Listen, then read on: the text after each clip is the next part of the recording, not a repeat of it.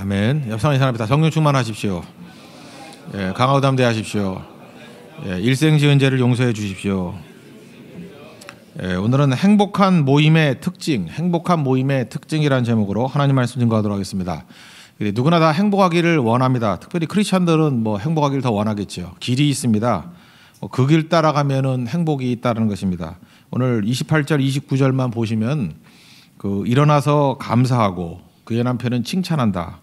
29절 보니까 그대는 모든 여자보다 뛰어나다. 이런 가정, 이런 모임, 이게 행복한 모임이라는 것입니다. 제 딸이 나온 대학교가 있는데 거기 이제 절친이 교수로 있습니다. 근데 그 친구 만나서 얘기를 나누다 보면은 이상하게 행복해져요. 이유가 뭐냐 하면 오늘 나오는 이 말씀의 원리들 그런 것들이 있는 것 같아요. 그러니까 만나면 인사이트도 많이 얻고 또 생명의 능력도 얻기도 합니다. 아마 여자대학 교수라서 그런 것 같기도 합니다. 그 행복한 원리를 따라가면요, 행복한 모임이 된다는 것입니다. 우리 설 명절 아닙니까? 특별히 우리 행복한 모임이 되는 그런 축복이 임하기를 바랍니다. 우리 두 가지를 살피겠는데 행복한 모임이 되기 위해서는 첫 번째로 칭찬과 인정을 잘해야 된다는 것입니다. 오늘 감사하며 칭찬한다 그랬잖아요. 칭찬과 인정을 잘하는 것입니다. 결국은 사랑 잘한다는 것은 뭐냐 하면은 멀리 있는 사람은 가까이 오게 만드는 거예요. 멀리 오는 사람 가까이 오게 만들고 가까이 있는 사람은 더 가까이 오게 만드는 거. 그게 잘 사는 거죠. 사랑하는 거죠. 근데 우리 그걸 잘 못해요. 멀리 있는 사람 절대로 가까이 안 오고요. 가까이 있는 사람도 잠깐 멀어지고. 왜 그러냐 하면 싫어하는 일만 골라 하니까 잠깐 멀어지죠. 그러니까 가까이 있는 사람을 더 가까이, 멀리 있는 사람을 가까이 오게 만드는 방법이 뭐냐? 오늘 이거예요. 언급하는 거예요. 언급하는 게 뭐죠? 칭찬하고 인정해 주는 거. 이거 잘해야 된다는 것입니다. 근데 칭찬과 인정이 쉽지가 않습니다. 왜 쉽지 않냐면은 열등감이 있는 사람들은 이걸 잘 못 받아들이기 때문에 그렇습니다. 특별히 제3자를 칭찬한다라는 것을 못 받아들이는 사람이 되게 많아요. 부부지간에도 배우자한테 누구 이렇게 칭찬을 하지 않습니까? 그러면 열등감 있는 사람은 그걸 못 받아들여요. 그 집 가서 살아 이런다고요, 그죠? 누구 칭찬한다는 건 그걸 모본으로 삼자 이런 거인데 열등감이 있으면은 제3자 칭찬이 안 되는 거예요. 그래서 어떤 사람한테 누구라도 정당하게 인정하고 칭찬할 수 있는 인격을 만나야 이게 칭찬이 가능하다는 것입니다. 그래서 건강이 필요한 거예요. 우리가 사실을 말하는 게 칭찬 아닙니까? 사실을 사실대로 받아들이는 것은 이게 영적인 근육이 좀 필요하다는 것입니다. 맑은 날씨 나가서 놀라 그래도 건강이 필요하듯이 여러분 좋은 거 누리는 게 저절로 되는 게 아닙니다. 건강해야 좋은 것도 누릴 수 있다라는 것입니다. 근데 열등감이 있으면요 이게 안 된다라는 거예요. 특별히 여자분들 남자들은요 저도 남자라서 아는데 별 생각 없이 얘기해요. 별 의미 없습니다. 여자분들은 이렇게 말에 의미를 많이 두는 것 같은데 남자는 아무 의미가 없어요. 예를 들어서 아내가 친정 다녀올게 그러면 또 가는 거야? 이러면 지난번 갔으니까 또 갔다 그 뜻이에요. 그냥 아무 뜻도 아니거든요. 그냥 가는 거야 그럼 박자가 안 맞잖아요. 그러니까 또 가는 거야 이렇게 얘기하는 거라고요. 잘 갔다 오라 그런 뜻인데 이거 생각이 많아가지고 친정 가는 게 못마땅하느냐 시비 거느냐 그리고 혼자 막 생각을 하는 거죠. 저 인간은 아무리 생각해도 시댁보다 친정을 더 많이 간다고 생각하는가 보다 이렇게 생각을 하고 내가 지난주에 몰래 간 거 어떻게 알았지 이런 생각을 하는 거예요. 그러니까 화를 버럭 내는 거죠. 별 생각 없는 건데. 그죠? 그러니까 인생은요 사실을 사실대로만 받아들여도 평화롭습니다. 근데 사실을 사실대로 받아들이는 사람이 생각보다 많지가 않아요. 그만큼 이게 열등감에 찌들려 있고 병들어 있다라는 거죠. 세상에서 힘든 일 중에 하나가 조언이거든요. 조언은 웬만하면 실력 없으면 하지 마십시오. 이 조언의 내용도 되게 중요하지만 그 조언을 듣는 사람의 받아들이는 사람의 훈련이 돼 있지 않으면은 조언 절대 먹히지 않습니다. 그걸 공격으로 여긴다니까요. 그러니까 참다가 어쩌다가 할 때도 있는데 해봐야 손해예요. 그러니까 안 하는 게 좋다라는 것입니다. 칭찬을 자연스럽게 받아들이고 조언을 자연스럽게 받아들이는 거 이게 건강하지 않으면요 절대로 받아들일 수 없다라는 것입니다.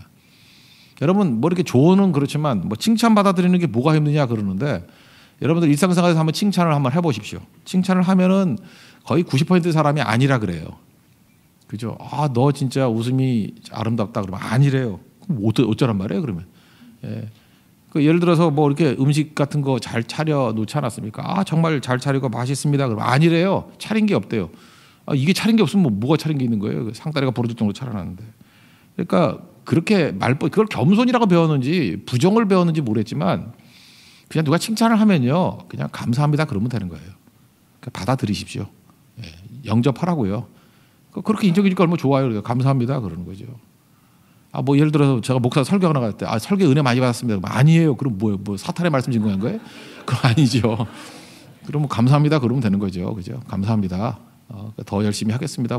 그죠? 더 하나님의 좋은 종 되겠습니다. 그게 좋은 거지. 뭘 아닌데요. 이럴 필요 전혀 없다라는 것입니다. 특별히 어떤 칭찬을 하면요 아니다 그러면서 또 덧붙이는 사람이 있죠. 왜 아닌가?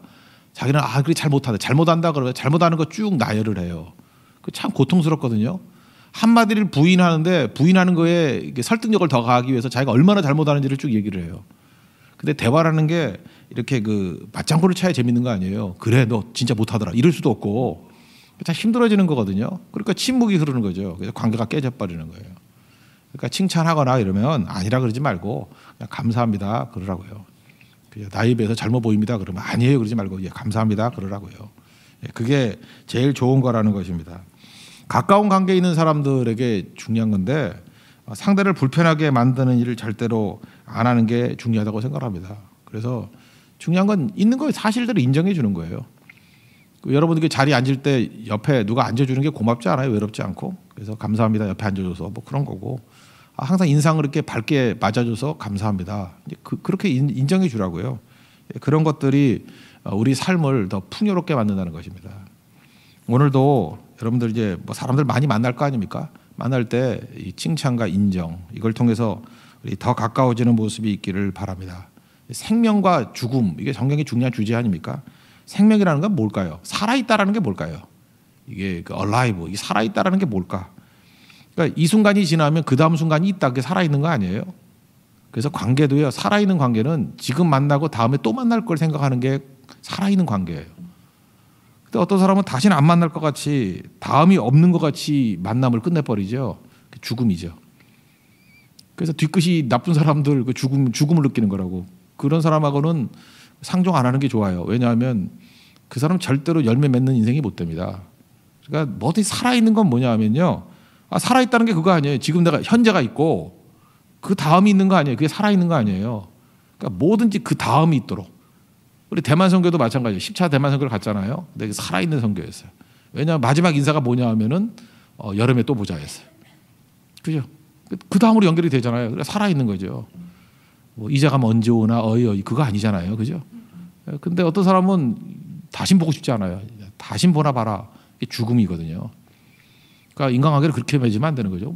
면상에 대고 욕을 했다고 생각해요. 숨어서 욕을 했다고 생각해봐요. 그럼 죽음이죠. 그거 또 만나기 쉽지 않잖아요. 왜 그런 바보짓을 해요? 그러니까 생명이라는 건 뭐냐면 언어, 태도 모든 게 다 생명은 이거예요. 살아있다는 것은 현재뿐만 아니라 그 다음이 있는 거예요. 그러니까 여러분 모든 삶 속에서 생명이 들어가 있는 축복이 임하기를 바랍니다. 두 번째로는 잘못을 그럼 무시하라는 게 아니고 잘못을 지적하지 말고 그냥 말려주기라는 거예요. 고사시키라. 그죠? 칭찬과 인정. 그러니까 칭찬과 인정만 하면 그러면 잘못된 것을 방치하란 말입니까? 아니에요. 누가 방치하래요? 성경이 죄와 허물에 대해서 이거 처리해야 된다 그러지 누가 방치하라 그랬나요? 근데 그거를 지적한다고 되는 게 아니에요. 지적하는 건 정죄잖아요. 지적해가지고 죄 문제가 해결될 것 같으면 바리새인들이 제일 잘할게? 안 그래요? 맨날 지적질하잖아. 근데 뭐가 해결이 돼요? 안 되잖아요. 그럴 때 죄를 말려 죽이는 거죠. 그죠? 어떻게 하면 돼요? 예수님께 가져가든지 아니면 다른 걸 통해 가지고 해결하려고 그러는 거예요. 근데 바리새인하고 우리가 똑같이 생각하는 것 중에 하나가 뭐냐면 내가 이게 에고거든요. 선악과거든요. 내가 내 힘으로 잘못을 고치려고 해요. 내가 내 힘으로. 그러니까 남편은 자기 힘으로 아내를 고치려고 그러고 아내는 자기 힘으로 남편을 고치려고 그러고 부모는 자기 힘으로 자녀들을 고치려고 그러고 그러니까 내가 내 힘으로 잘못을 고치려고 하고 좀 심한 사람은 뿌리를 뽑아버리려고 그래요.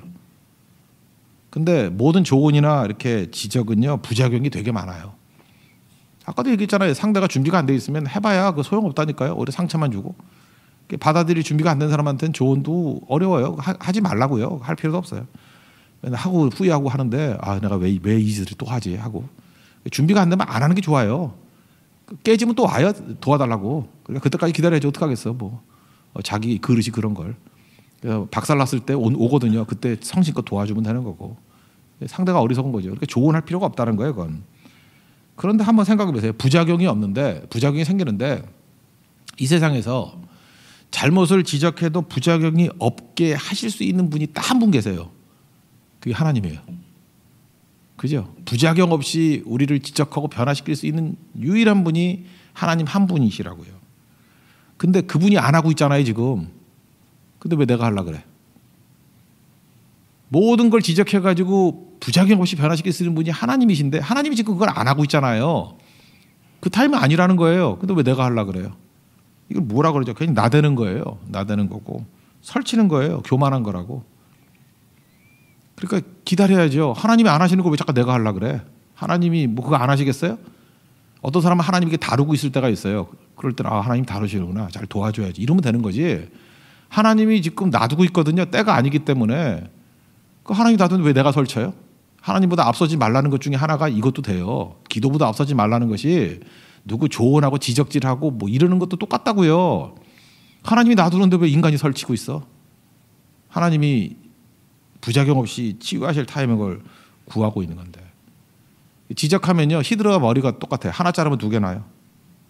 실험은 안 해봤지만 흰머리 하나 뽑으면 두 개 난다며? 그건 아닌 것 같은데. 하여튼 간에 그런 거 똑같아요.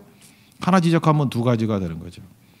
뭐 그런 거 경험해보지 않았어요. 뭐 이렇게 얘기 좀 조언을 하려고 그러면 뭐 그만해 그러잖아요. 그 됐어 그러면 또 왜 그만해야 되는지 설명하면 두 가지로 늘어나잖아. 그래서 싸움 되는 거 아니에요. 아무 소용없는 일이에요. 그냥. 그래서 제가 볼 때 이래요. 그 누가 조언하려고 그러다가 그만해 그러면 그만하세요. 지금 우리 교회도 어떤 자매가 지금 막 아픈데 자꾸만 도와준다고 너무 심하게 그러는데 본인이 그만해 그러면 그만하라고.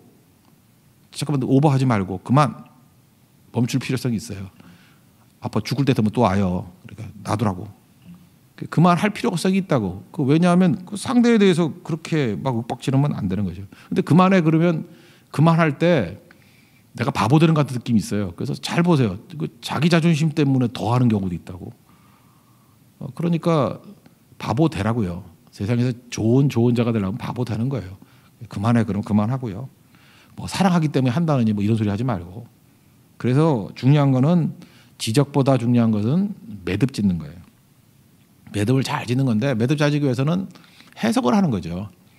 지금 상대방이 최선을 다하고 있다라는 생각을 가지고 최선을 다하는데 왜 저렇게 반응을 보일까? 좋은 걸 보고 재해석을 하면서 이렇게 묶어둘 필요성이 있다라는 것입니다. 뭐 예를 들어서 이런 거죠. 뭐 예수님 제자들 겟세마네 동산에서 자고 있잖아요. 그때 뭐 더 해봐야 뭐 하겠어요, 그죠? 마음은 원이로되 육신이 약해서 좋은 거 봤잖아요. 안희숙 여사는 이거를 뭐 그럴 수도 있지 이렇게 해석했다 그러잖아요. 중간 매듭이에요. 매듭 지고 가는 거예요. 거기서 끝장 보려고 그러지 말고. 야, 그래도 마음은 있구나. 근데 육신이 약해서 저러지. 그죠? 그럴 수도 있지 뭐. 그게 해결이 아니에요. 매듭에 매듭. 매듭 짓고 가는 거라고. 우리 자녀들도 마찬가지예요. 자꾸 부모들이 끝장을 보려고 그러니까. 이번에 명절 때 오늘과 내일 또 만나가지고 끝장 보지 마세요. 뭐 끝장을 보겠다 그러면 여러분이 끝장나요. 이제까지 생각을 한번 해보세요. 잘못하는 일의 반대말이 잘하는 일이라고 생각하니까 우리 문제예요. 이게 선악과거든요. 잘못의 반대는 잘하는 거다. 그게 아니고 잘못의 반대말은 더 잘못하는 거예요. 이렇게 받아들여야 돼요. 예를 들어서 뭐 여러분 그 자녀 중에 하나가 뭐 이렇게 대화를 나누다가 화를 버럭 내면서 나가면서 물을 쾅 닫고 나갔어요. 쾅 닫고 나갔어요. 이게 잘못이죠. 그럼 잘못의 반대말은 뭐예요? 공손히 나가는 게 아니고 욕하고 나가는 거예요. 지금 그 아이는 아마도 욕이 나왔을 거라고. 그죠? 욕이 나오는데 자기 딸에는 부모니까 참은 거예요. 그러면 안 되잖아요. 그죠? 자기 수위는 욕이야. 근데 참아가지고 표현하는 게 뭐냐면 문이라도 쾅 닫고 나가는 거야. 그럼 고맙죠. 안 그래요? 대놓고 욕하면 얼마나 마음에 상처가 되고 그 명절 다 망친 거지. 그죠? 콩가루 집안이 되는 거죠. 근데 나름대로 걔는 참은 거 아니에요. 그래서 욕이라는 더 잘못을 참고 잘못인 쾅 닫고 나간 거예요. 그럼 그걸 인정해 주면 되잖아요. 그죠? 그래서 나름 잘 참네. 그죠? 저 때 참 분노가 심할 때인데 저렇게 참을 줄 아네. 저 큰 인물 될 거야. 진짜 큰 인물 돼요. 뭉쾅 닫고 나갈 정도면 큰 인물 돼요. 욕하는 놈들이 망할 놈들이지, 그죠? 그러니까 그걸 인정해 주라고요. 그래서 잘못에 반단 말은 잘하는 게 아니고 더 잘못하는 거다. 이런 생각을 꼭 했으면 좋겠습니다. 여기 지금 결혼하실 분들도 많이 계시는데 결혼할 때 중요한 거는요. 감정의 검증도 필요해요. 얼마나 나를 사랑하느냐, 뭐 하느냐. 근데 뭐 그런 거는 그 오래 가는 것도 아니고요. 중요한 게 시간의 테스트라고 그러죠. 시간 감증을 해야 되는데 시간 감증이 뭐냐 하면은 멀리 있을 땐 다 멋있어요. 근데 가까워지면은 약점이 보이거든요. 약점이 보이면 불편해져요. 그 불편하면 반드시 싸우게 돼 있다고. 그래서 교제 6개월 이상 하면은 안 싸우는 사람이 어디서 다 싸우지. 뭘 봐야 되냐면요. 그 참된 사랑, true love는 낭만만 가지고 있는 게 아니고 싸우고 난 다음에 해결할 수 있는, 화해할 수 있는 능력이에요. 지금 우리 교회도 이게 사귀다가 결혼이 안 되는 애들의 특징이 뭐냐, 화해 능력이 없어요. 매력은 넘쳐요. 막 그래서 멀리서 보고 와 눈이 휘두르. 지금은 이제 거의 사라졌지만 하여튼 그런 애들이 있어요, 그죠? 사실 없었네, 별로 없었는데 나도 왜 칭찬과 인정을 못하지? 근데 하여튼 이게 대단한 사람이 있는데 처음엔 잘 사귀어요. 그러다 나중에 가가지고 다툼이 있잖아요. 근데 화해 능력이 없는 거예요. 여러분 결혼 준비를 한다 그러는데 결혼 준비 중에 최고의 준비는요. 뭐 자기 몸 다듬고 뭐 요즘 뭐 준비하나 뭐 이렇게 뭐 혼수 준비 그런 게 준비가 아니고요. 제일 좋은 능력은 뭐냐면은 화해 능력을 기르는 거예요. 그래서 좋은 남자, 좋은 여자가 누구냐 하면 갈등이 있었죠. 근데 금방 화해할 수 있는 능력이 있는 사람이에요. 그런 사람하고 살면 행복해요. 최악이 뭔지 아십니까? 화나면 문 걸어 잠고 일주일 동안 안 나오고 뭐 잠수 2주 타고 그 결혼해서 똑같은 짓 한다니까. 그 아마 거의가 이혼일 거야. 그거는 그러니까 하나님이 결혼을 안 시키는 거예요. 그 유지가 안 될 거니까. 결혼하면 반드시 가까운 부딪히게 돼 있는데 부딪히면 화해 능력이 좋은 사람. 그래서 옛날에 백치미라 그랬잖아요. 백치미가 무시하려고 그러는 게 아니라 거긴 진리가 있어요. 저녁에 했던 일을 아침 자고 나면 잊어버리는 거예요. 행복한 거죠. 남자도 백치미가 있어야 돼요. 다 잊어버리고. 제일 악한 게 뭐냐 하면 뭐 하나 문제 생기면 그냥 5년 전 얘기, 10년 전 얘기 다 들춰가지고 또 하고 기록하고 뭐 적자 생존 적어야 상존한다 또 적고 그거 힘든 인생이라는 것입니다. 하나님 앞에서 우리가 꼭 잊지 말아야 될 게 화해 능력이에요. 근데 우리가 화해 능력이 없죠. 우리 로마서 5장 5절 보니까 그리스도의 사랑이 우리 마음에 부음바 되었다고. 내 걸 가지고 사랑하려고 하면 힘들고요. 하나님의 사랑 많이 받고 전해주는 게 필요해요. 요한일서 4장 19절 보니까 우리가 사랑하면 그가 먼저 우리를 사랑하셨습니다. 하나님이 우리를 사랑했죠. 사랑 받은 걸 퍼나르는 거예요. 받은 거 갖고 그냥 주는 거예요. 저는 옛날에 그 목회가 좀 힘들다고 생각했던 그거였거든. 뭘 줄까 이렇게 생각하는데 줄 게 뭐 있어요? 안에 아무것도 없죠. 그냥 하나님께 많이 받아 은혜 받으면 은혜 그냥 주는 거예요. 받아가지고 주는 거예요. 전달도 못해. 그냥 받아가지고 주는 거. 이번 뭐 우리 교회 행사할 때도 수건 줬죠. 그거 뭐 지가 만들었나? 누가 준 거 받아가지고 나눠주면 되잖아. 주보도 그렇고 받아가지고 주면 되는 거예요.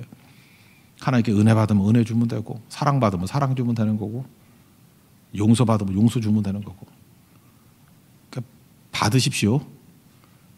받아야 줄 게 있죠. 그러면 되게 쉬워요. 근데 내가 가지고 뭐 하려고 그러면 참 힘들어요. 그러니까 이게 율법주의가 되는 거라고. 없는 거 주려니까. 그러니까 성도들은 많이 받아야 돼. 은혜도 받고 사랑도 받고 용서도 받고 많이 받으면 다 주게 돼 있어. 그죠? 많이 받읍시다. 그리고 우리 오늘도 새벽에 많이 받아가지고 오늘 또 심각한 모임 간다 그러면 많이 받은 거 주세요. 알겠죠? 용서 많이 받았죠? 이제 웃음 많이 받았죠? 웃음도 주고 용서도 주고 그게 최고의 능력이 될 수 있다고 생각을 합니다. 오늘도 행복한 모임 되십시오. 우리 인정과 칭찬과 인정이 있고 그 다음에 지적보다는 이렇게 하나님 앞에서 분위기를 만들면 이렇게 말려주기 고사 작전이에요. 하나님보다 앞설 필요 없습니다. 하나님도 지금 뭐 부정이 없이 다루시는 분이 가만히 계시는데 왜 우리가 설쳐요? 절대 지적하지 마세요. 하나님 뒤로만 따라가도 충분하다는 것입니다. 우리 교회가 행복한 모임이 되고 우리 가정이 행복한 모임이 되고 우리 성교를 갈 때도 우리 팀이 행복한 모임이 되고 하다보다 아침에 미스바에서 밥 먹을 때도 행복한 아침 식사가 되는 우리 축복이 임하기를 바랍니다. 모두 자리에 일어나겠습니다. 한 번 더 찬양하죠. 우리 559장 사찰의 봄바람.